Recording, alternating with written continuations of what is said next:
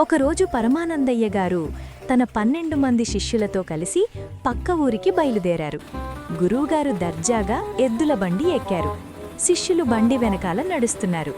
బండి కదులుతుండగా గురువుగారు శిష్యులతో, ఒరే, దారిలో బండిలోంచి ఏమైనా కింద పడితే చూడండ్రా, జాగ్రత్త అని చెప్పారు. కాసేపటికి బండిలోంచి గురువుగారి మరచెంబు కింద పడింది. శిష్యులు అది చూశారు గాని మౌనంగా నడుస్తూనే ఉన్నారు. మరికాసేపటికి గురువుగారి కండువా కూడా జారి కింద పడింది.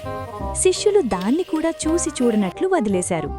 కాసేపటి తర్వాత గురువుగారు వెనక్కి తిరిగి చూసి, అరే, నా మరచెంబు కండువా ఏవిరా అని అడిగారు. దానికి శిష్యులు, అవెప్పుడో కింద పడిపోయాయి గురువుగారు అన్నారు. గురువుగారికి కోపం వచ్చి, మరి తీయలేదెందుకురా అని అడిగితే, మీరు కింద పడితే చూడమన్నారు, కాని తీయమని చెప్పలేదు కదా అని అమాయకంగా బదులిచ్చారు. గురువుగారు తల బాదుకుని, బడుద్దాయిల్లారా, కింద పడితే బండిలో వెయ్యాలని తెలియదా? ఈసారి ఏది కింద పడ్డా తీసి బండిలో వేయండి అని గట్టిగా ఆజ్ఞాపించారు. చిత్తం గురువుగారు అని శిష్యులు మళ్లీ నడక సాగించారు. కాసేపటికి బండికి కట్టిన ఎద్దు పేడ వీసింది.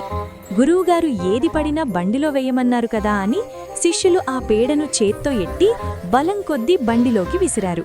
అది కాస్త నేరుగా వెళ్లి బండిలో కూర్చున్న గురువుగారి మీద పడింది.